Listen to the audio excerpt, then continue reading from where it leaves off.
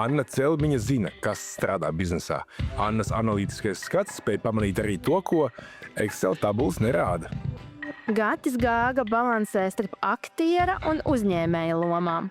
Gata uzņēmēja piedzīvotais, gan veiksmes, gan kļūdas, ļauj viņam uzdot īstos jautājumus citiem uzņēmējiem.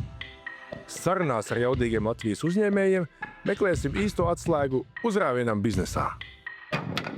Pirmā utopija bija, ka mēs cerējām, ka kāds mums iedos naudu, un tad mums būs signāls, ka mēs varam būvēt. Tā nenotika. Jo nepārdod uzņēmumu, pārdod otram cilvēkam. Bet es esmu slikts darbinieks, jo, ja es redzu, ka vajag lietas kaut kā darīt savādāk, man gribās darīt pa savam, un ja man neļauj, tad man ir garlaicīgi, un es eju prom. Uzņēmējs ir patoloģisks optimists. Un tad tā soli pa solim no izdegšanas iekļūst startupā.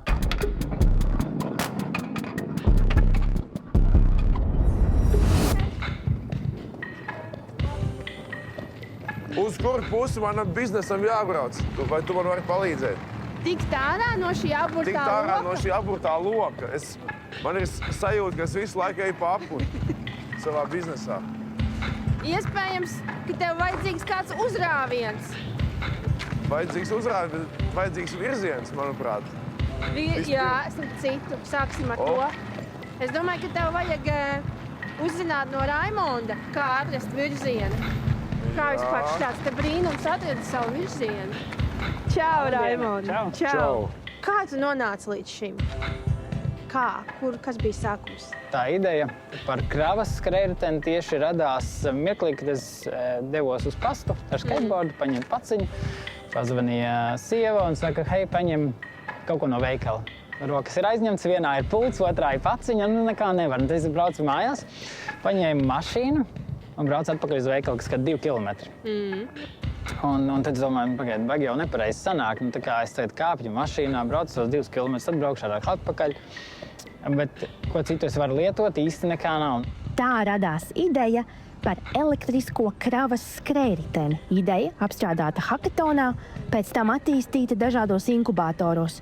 Un tagad Bruntori ir ceļa sākumā, lai iekarotu pasaules tirgus. Un nonācām līdz pastam būtībā ar kartupeļu kasti uz riteņiem, kas bija pirmais strādājušais prototyps, vienkārši koka kaste. Nebija laba bremžu, vai man liekas, bremžu pat nebija vispār. Respektīvi, ļoti tāds apšaubāms prototyps viņš bija tajā brīdī.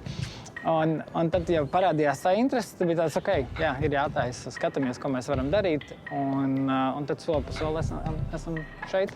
Jūs arī skatāties uz eksporta tirgiem? Viennozīmīgi Igaunijā jau braukā, Lietuvā braukās nedaudz vēlāk šogad. Ar jūsējiem? Jā. Viņiem jau ir tās pašas problēmas, ar ko, lai cilvēki pārvietojas, ir ziema, tad velosipēds īsti vairs nav. Skrējritens īsti nedara viņiem arī. Šis ir ziemeļu skrējritens. Tāda koordinācija tagad. Un tagad kājas špagatā. Tā, pagaid, viena, otra. King of Bruntori. Bruntori apgrozījums 2024. gadā sasniedz gandrīz 100 000 eiro, bet peļņa pārsniedza 30 000. Šos rezultātus nodrošināja 5 cilvēku komanda.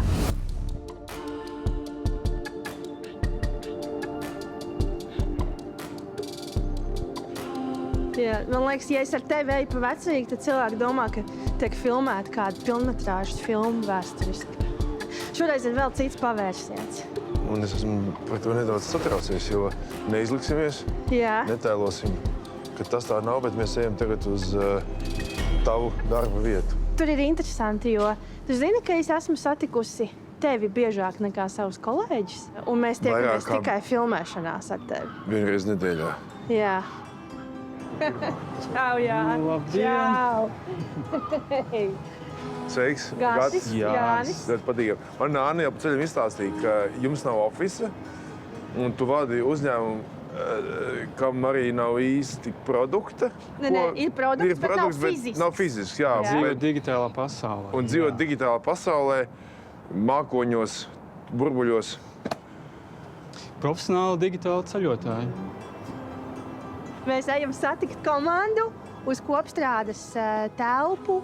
Šis ir mūsu galvenais Rīgas štābs. Jā.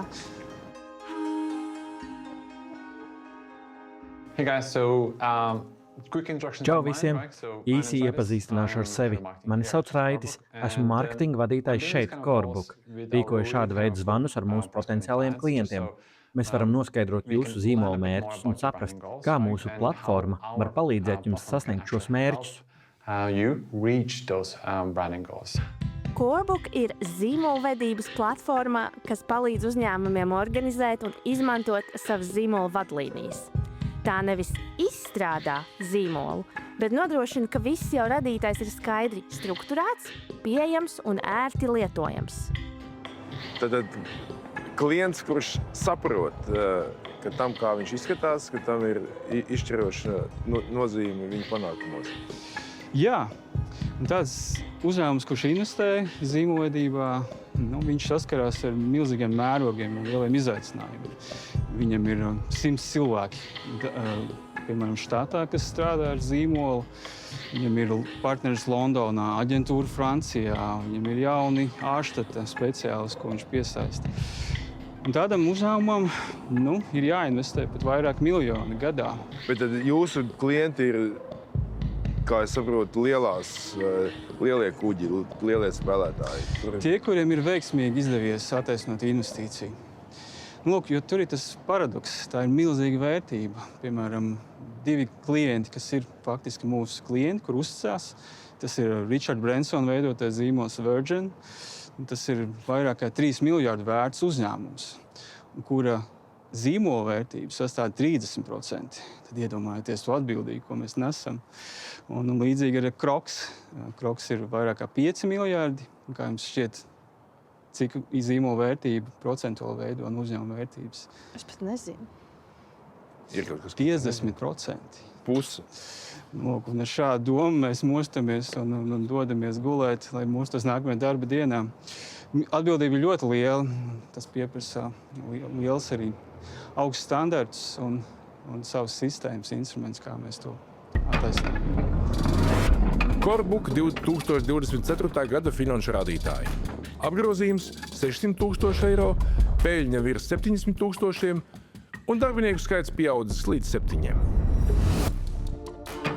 Vai pirmais? Jā, tev vēl? Jā. Labi, nāc iekšā. Es nezinu, kas te būs. Darbnīca. Jūtos mazliet kā teātrī. Tā ir īsta garāža. Īsta garāža, jā. Kā process notiek un puiši kaut ko strādā. Mēs cenšamies darīt visu, ko varam paši. Lai beigās jau tas lielais mērķis, ka būs mums šeit Bruntora līnija, teiksim. Ka vienkārši vienā galā lādējam ārā metālu, otrā galā jau brauc Bruntors ārā.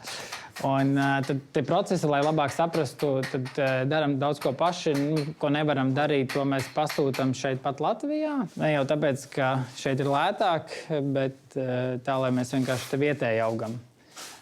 Un tad, ja mēs viens pie otra visi pirksim, tad mums visiem būs labāk. Bet tas ir tāds tāda konceptuāla pieeja.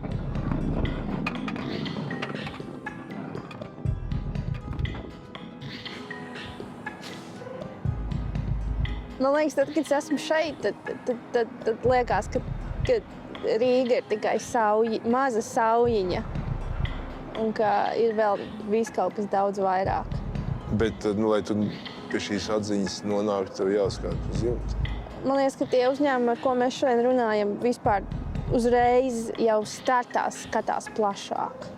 Viņi nedomā par to, vai šo pirks viņa kaimiņš vai viņa ģimenes loceklis, vai pat tas, kas dzīvo viņa valstī, viņi uzreiz domā, vai pasaulē to vajag, vai pasaulē šim produktam ir vieta.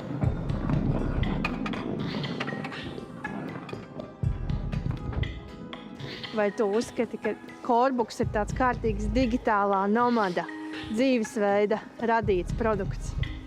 Lai sāk domāt globāli, mums ir jāsāk uzvesties globāli, mums jāsāk ceļot, mums jābūt mobīliem un vienmēr gataviem pielāgoties mainībai un dažādām laika zonām un savai dzīvei. Tā kā noņemot jau to romantismu, viss mūsu darbs tiek pavadīts pie datora ekrāna. Mēs sēžam pie datora no rīta līdz vakaram. Tad tās iespējas iziet ārā, satikties, tas ir. Mēs esam iemākušies dzīvot pie sava produkta virtuālajā vidē. Jā, tā tiešām ir taisnība. Caur šo istabu tiek noslēgti visi lielie darījumi ar pasaules Virginiem, ar pasaules Chelsejiem. Tas ir tas, kur tas notiek. Un pasaules Krokšiem. Tas nozīmē, ka nekas šeit nav nejauši, viss ir apzināti iekārtots. Viss ir ļoti apzināti patiesībā. Katra detaļa ir izvēlēta diezgan strateģiski patiesībā. Tev bērniem patīk Star Wars? Un es tāds, nē, man patīk Star Wars. Tad pilnīgi ne no kurienes, no zila gaisa satikušies. Un tad šādi mazi memento, tādi artefakti no dzīves palīdz atrast to kopīgo valodu uzreiz. Tu jau nepārdod uzņēmumu. Tu pārdod otram cilvēkam. Tam otram cilvēkam ir tā kā tev. Tev ir ģimene, tev ir citas intereses. Un tad šo gadu laikā, principā, esmu sapratis to, ka visvairāk pārdod azarts pašam par produktu. Un tu to azartu tu tā kā pielipini klātam otram cilvēkam. Un viņš sajūtās azartā. Es varētu šito izdarīt ar šitādām featurām un vispārējais. Ja mēs runājam, teiksim, ar kādu radošu aģentūru, radošām aģentūrām ir mērķis strādāt ar vairāk un lielākiem klientiem. Ja mēs runājam ar Discordu, tad mēs gribam būt jauni, forši, interaktīvi, vai ne? Kāpēc tev ir zaķa poga? Lai zaķīts, lai tu varētu palēkāt. Okay. Nē, tas ir, lai tā kā ātrāk varētu braukt. Es pilnīgi varu iztēloties, es ielieku bērnus no rīta šitādā un mājam visiem. Šis ir tas piesardzīgais ātrums. Piesardzīgais, jā. Un tad es spiežu zaķīti un kas notiek? Kā tu nonāc līdz idejai, kas iterē un tad kļūst par mazu pilsētas brīnumu? Un savos 18 gados aizbraucu uz Angliju padzīvot, kā tur izskatās. Tad biju šeit Latvijā, tad aizbraucu uz Vāciju, kur bija uzņēmums. Un Vācijā izdegu. Un 20. gadā izdomāju, ka jābrauc atpakaļ uz Latviju. Un tad tā soli pa solim no izdegšanas iekļuvu startupā. Kur nav nekāda izdegšanas. Pa vidu atpalitos, es veselu gadu mēģināju nedarīt neko. Izklausās plus mīnus tāds diezgan gluds tas ceļš, bet noteikti, ka tā nebija. Vistumšākā diena, man liekas, bija tad, kad mēs strādājām, jau 3 gadi bijām procesā, un pēkšņi nomainījās likumdošana Latvijā, kur mēs no skrējēju kategorijas tikām izstumti ārā, un ne tikai mēs, bet arī virkne citu transporta līdzekļu. Un tad bija tāds, pagaidiet, kur mēs esam šeit. Tad mēs varam darīt katrs, ko mēs vēlamies. Priekš kam tad ir likumi, tie ir ieteikumi, vai tas ir noteikumi, kas tas īsti ir. Un tajā brīdī man likās, es negribu šeit neko darīt. Tad tiešām man likās, es metīšu to vai iešu uz Igauniju, kur regulējums, protams, ir brīvāks. Mums arī vēl līdz šai dienai Igauni sauc, lai mēs ejam uz turieni. Ja mums ir cieša sadarbība arī ar Tallinas pilsētu. Bet, teikšu godīgi, man liekas, lielākais labums ir tas, ka mēs esam šeit kopā ar Lijā. Sakārtojām, sakārtos jau ir tāds, tie sūdiņi, tie nebija sūdiņi. būs trakākas lietas un būs grūtāk. Mūsu pieredze būtu līdzīga. Tā kā vienādi līdzīga. Mēs tāpatās pārējie redzētu, ko jūs esat sadarījuši tādā pašā formātā, bet to darītu bots, kas automātiski ņemtu datus no sistēmas. Corebook sākums bija 3 dibinātāji. Visi no reklāmas industrijas. Katrs ar saviem talantiem, bet kopēju pārliecību, kas zina, kāds produkts būtu bijis nepieciešams viņiem pašiem. Katram no mums 3 sapnis. Izkļūt no pakalpojumu industrijas un iekļūt produktu industrijā un tur arī izveidot biznesu. Lai iedod to mērogu, ir kaut kāda aplēse, kas ir tas, cik liels ir tas uzņēmums, ar ko mēs konkurējam. Retrospektīvi skatoties uz to brīdi, kad mēs pieņēmām lēmumu, ka mēs to darām un darām pašu spēkiem, tad mēs skatoties lielāko konkurentu, sapcīt arī no Eiropas, viņiem tajā brīdī bija 100 darbinieki, bet tas bija pirms 6 gadiem. Jā. Un mēs bijām 3. Bez naudas. Mazkuģis tomēr ir elastīgāks un spējīgāks veikt tās manevrus un ātrāk pielāgoties situācijai. Absolūti. Es domāju, mēs izmantojam to pat unikālo handikapu iespēju, ka pirmkārt, kā es minēju, mūsu ideja nav oriģināla, viņa drīzāk vairāk jaunuzņēmuma ideja, ko mēs kapitalizējam ar idejas realizāciju, nevis uz unikālu ideju, kur nekad nav bijusi realizēta. Līdz ar to mums ir handikaps, skatoties uz pārējiem spēlētājiem, ka viņi jau ir vairākus gadus ieguldījuši tirgus izglītībā. Un izdarīju šo pirmās kļūdas. Tās mēs novērojām, tās mēs dokumentējām un nodefinējām. Šo lietu, triviālas lietas kā pogas, pie mums iztīsies daudz ērtākas, viņas būs vieglāk atrodamas un nospiežamas. Mūsu mājaslapa iztīsies radikāli citādāk, tāpēc, ka mēs redzam, ka tā mēs varētu uzvarēt konkurencē. Līdz ar to mēs varējām ļoti ātri kustēties, un mums bija jau dati, uz kuriem balstīt savu stratēģiju. Vai tā bija eksponenciāli augoša līkne, tātad investori piesaista un tālāk produkts uzbūvējās un no tā momenta finansiāli jūs bijāt labā punktā? Mēs cerējām, ka tā notiks. Tad pirmā utopija bija, ka mēs cerējām, ka kāds mums iedos naudu un tad mums būs signāls, ka mēs varam būvēt. Tā nenotika. Un otrs mums šķita, ka mēs palaidīsim produktu mūsu noliktajā datumā 2020. gadā, kad uzreiz iekritīs pirkumi. Arī tā nenotika un nebija eksponenciālas izaugsmes. Praktiski vēl pagāja kāds pusgads, vēl gads, tā nopietni, kurā vēl nebija tāda uzrāviena. Mēs strādājām, vēl joprojām pie savām hipotēzēm, mēs viņus slīpējām. Ik pa laikam piesaistījām kādu klientu, kurš bija ļoti strateģisks, un mēs redzam, atkal nākamais mums signāls, ka šī lieta ir pareiza un šeit ir potenciāls. Bet pagāja laiks, droši vien vēl gads, kamēr mēs tiešām ieraudzījām to uzrāvienu.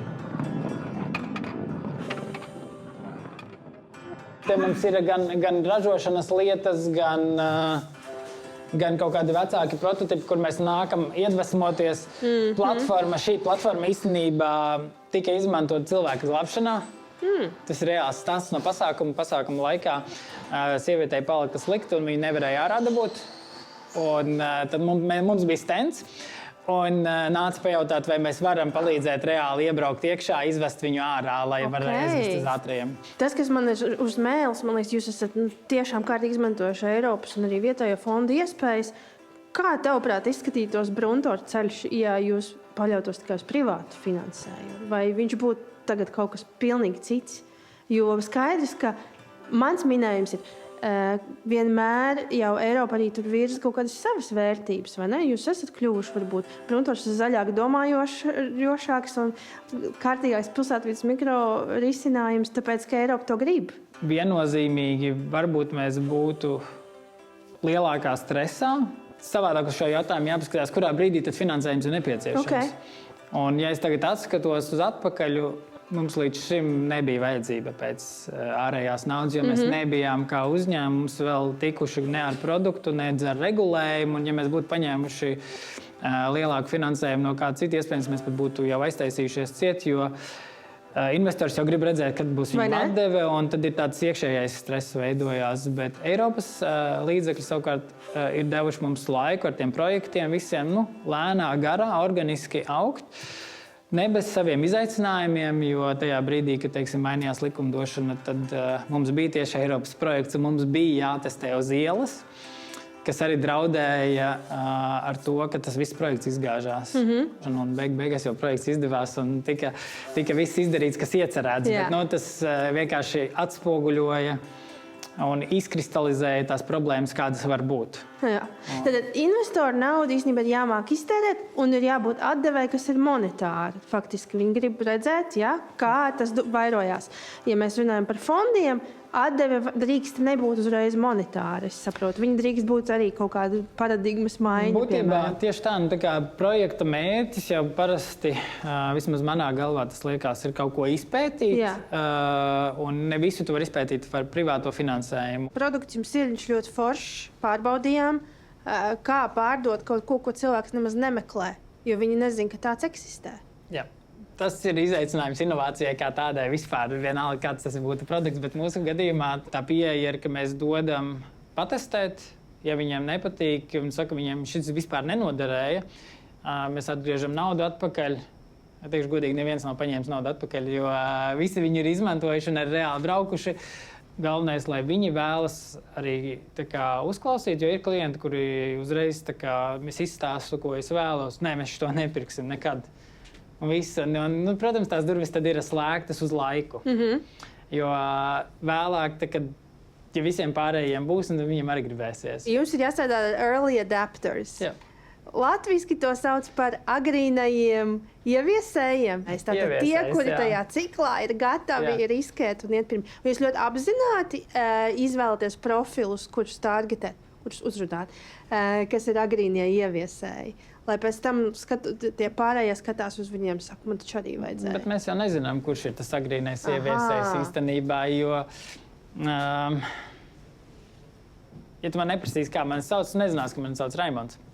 Un ar to ir tieši tāpatās. Ja es tev nepaprasīšu, hei, vai tev neinteresētu izmēģināt, mēs taisam šādus tādus braucamos, vai tev interesētu kaut kas paskatīties, mēs vācam feedbacku. Tad, ko var darīt, ja ir skepse? Pateikt, kas cits vēl šopirms jums ir sācis lietot, matemātiski izrēķināt, kāda būs atdeve, un dot demo testēt. Redz, ar to matemātiku ir tā, ka tā matemātika ir pārāk laba un citi netic. Un tad ir demo viennozīmīgi, es teiktu, bet svarīgākais moments, lai cilvēks vispār ir gatavs kaut ko mainīt. Okay. Vai viņš vēlas, jo bieži jau ir, ka vienkārši... Ir jābūt kaut kādai atvērtībai. Jā. Vai kaut kādai nelielai frustrācijai, neapmierinātībai ar esošo, kā minimums. Pēc mārketinga grāmatas tas tā būtu. Bet dzīvē vienkārši tas ir tik daudz līmeņos, jo mums jau ir jābūt apmierinātam ne tikai priekšniekam, bet arī darbiniekam. Jūs pirms tam veicāt klientu izpēti, viņu pārvietošanās ceļus, un tad mēģinājāt satikties. Mēs secinājām vienu svarīgu lietu, kad mūsu klients jau zina, ko viņš meklē. Viņš jau ir secinājis, ka viņam vajag digitālas vadlīnijas, tad viņš jau zina atslēgvārdus. Tad, kad klients jau ir secinājis, ka viņam ir problēma, un viņš jau zina, ko viņš meklē, mēs parūpējamies, ka viņš atrod mūs. Mēs esam pirmie, un mēs esam vismaz augšā. Mēs esam visur, kur tu skaties, varbūt arī kādos alternatīvos kanālos. Mēs tur parādāmies. Līdz ar to šī stratēģija, ko mēs sākām piekopt jau no pirmās dienas, ir 6 gadus vēlāk, ir atmaksājusies. Mēs esam joprojām līderi, pat ar visiem lielākiem konkurentiem. Mēs esam augšgalā. Var teikt, ka jūs ļoti manipulatīvi devāt klientam iespēju palikt sajūtā, ka viņš jūs ir atradis, lai gan patiesībā bija otrādi. Jā. Interneta maģija. Jā. Bet mēs praktiski atbildam jau pieprasījumam. Mēs tātad ar pārdošanas komandu neskrienam par ērijā un neskrienam pakaļ potenciālam klientam. Tas atkal, protams, ir mūsu sapnis. Tas bija mūsu virsmērķis kaut ko tādu izmēģināt, vismaz ieviest. Kaut gan ir ļoti, ļoti zema ticība, ka tas varētu izdoties, jo izklausās pēc sapņu biznesa.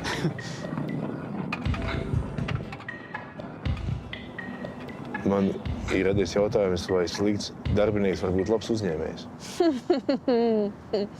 Kaut kas ir tajā, ka atsevišķi cilvēki, tas tie, ar ko mēs runājām, kur frustrācija ar to būšanu kāda darbiniekam ir lielāka nekā bailes no uzņēmēja darbības. Bet tā ir vienlaikus gan frustrācija, gan arī liela pārliecība, ka tu vari pats parūpēt. To noteikti varētu nodefinēt tā, ka nevis slikts darbinieks nevis tādā nozīmē, ka viņš slikti darītu savu darbu, bet viņš uzdod pārāk daudz jautājumus.